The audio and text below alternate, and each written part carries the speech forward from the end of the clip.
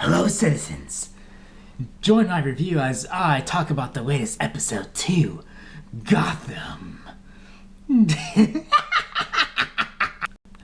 Yo, they might as well call this the rise of the Joker, or, excuse me, A.K. Jerome. I mean, like, that dude is taking, he is like taking over, he's making a big name of himself. He is like, oh my gosh, he is an agent of chaos.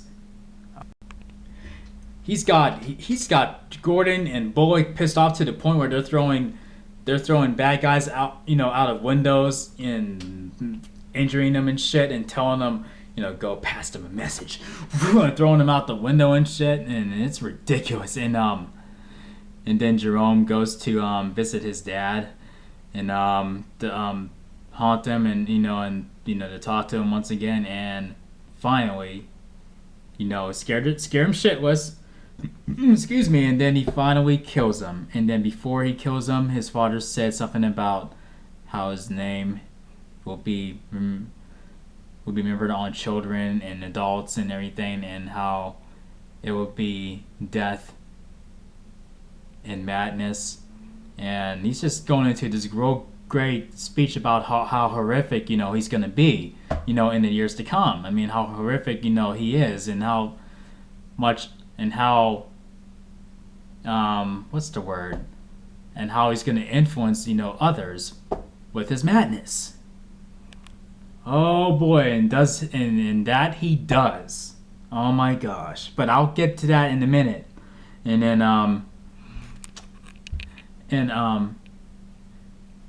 and then something happens where I thought it would never happen.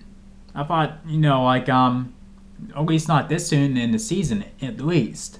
But Jerome and Bruce meet, and it's at a ball, like where there's supposed to be a magician, performing, tricks and everything. And then I think that Jerome killed him, and then he filled in, and he took his place, and then he's doing tricks on with everybody, and then he calls Bruce Wayne, to be his puppet, like for his next trick and whatnot. And then he eventually puts off the act, and then he tells them, like, no one's getting out of here alive. I mean, dude is, wow, he is really devoted to playing the Joker. I mean, like, he makes it a part of him. I mean, just when you think that, like, no one's ever gonna top Heath Ledger, I mean, for the most part, I will agree with you, but at the same time, I'm like, yeah, I mean, this kid makes it his own, and you sense Heath Ledger's presence in him, like, when he laughs. I mean, like, they have the same laugh down to a T, in my opinion, even though he sounds like a little bit younger. I mean, like, he is younger, and like, it sounds like a slight younger version of Heath Ledger's Joker. Oh my gosh. And I mean, he came close to creeping me out a few times. Let's get real. I mean, didn't he creep you out? You creep you guys out too? Come on, let's be real. Leave your comments down below. Let me know if he creeped y'all out.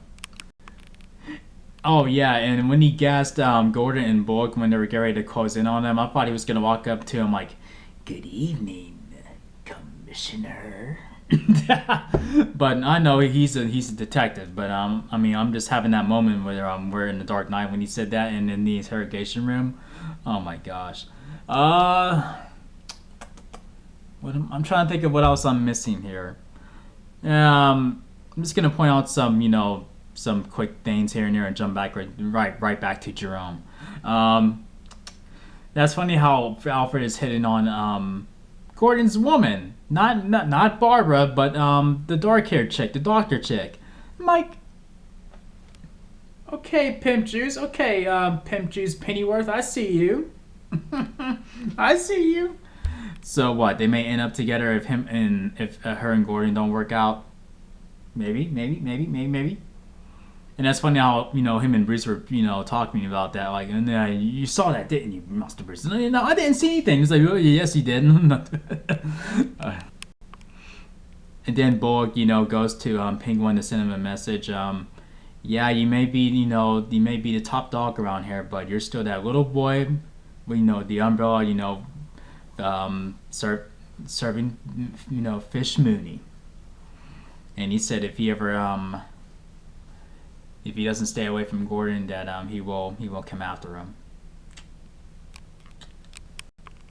Now, okay, here's the thing that really threw me off. I mean, Lindsay was watching it with me, and it threw her off too. We were watching it, you know, Jerome's wreaking havoc in, you know, in the at the event, and he has Bruce Wayne, and he calls him up to the stand, and Bruce Wayne, you know, willingly goes up there, you know, because he's just heroic like that, you know, he's the Batman. But anyway, he's holding a knife at Bruce's throat, and he's all, you know, gibbering, jabbering, and all that stuff, and then you know, Alfred and Gordon have him at gunpoint, and then the dude that Jerome's working for, I think his name is what the fuck is his name?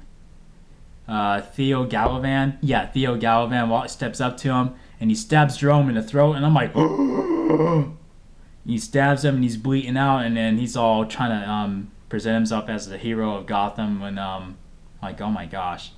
I mean, he just betrayed Jerome, you know, like just to, you know, to put himself, to make himself the golden boy of Gotham City, and then, you know, when he's really a bad guy. Smart move, but he had to do that to Jerome? Really? Why couldn't it have been to your sister or someone else? I mean, why did it have to be Jerome? He's the fucking Joker. But let's get real. He's probably not dead. He's probably going to come back to life at some point or somehow, some way. You know, if you read the comics or you've seen the cartoons where, you know, you think Joker died, but it turns out he didn't. And then, yeah, that's probably it. Because I think, for example, this is a good example. And I think the Joker is based off of this example I'm about to mention. Stefano DiMera from Days of Our Lives. How many times has that fucker died? Or people? How many times did people think he died and then he came back? And they thought he died, and he came back again. Died, came back again. You get where I'm going with this? I think that's what's gonna happen with this character. I mean, he's the fucking Joker. I mean, come on, you can't kill the Joker. I mean, you saw how many episodes in Batman the Animated Series that you thought he died and he didn't. I mean, come on, seriously. If you read the comics, you know it's the same thing. You know, where you think he died, but he came back to life, and then the episode ends where everybody is influenced by his madness. Everybody's laughing and going crazy like he is, and they're laughing, and it showed that last shot of his corpse on, you know, on the in the morgue, and then they could zoom in on his face, and it just has a big smile on his face, not like this, like that. And then I thought, I mean, he should have blinked or laughed, or like, or he should have just blinked like this, like or something like that.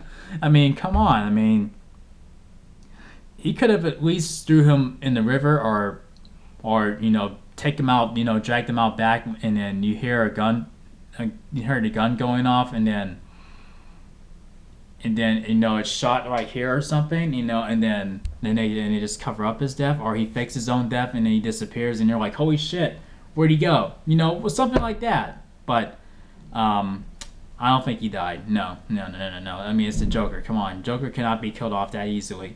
I mean, he's Batman's arch nemesis.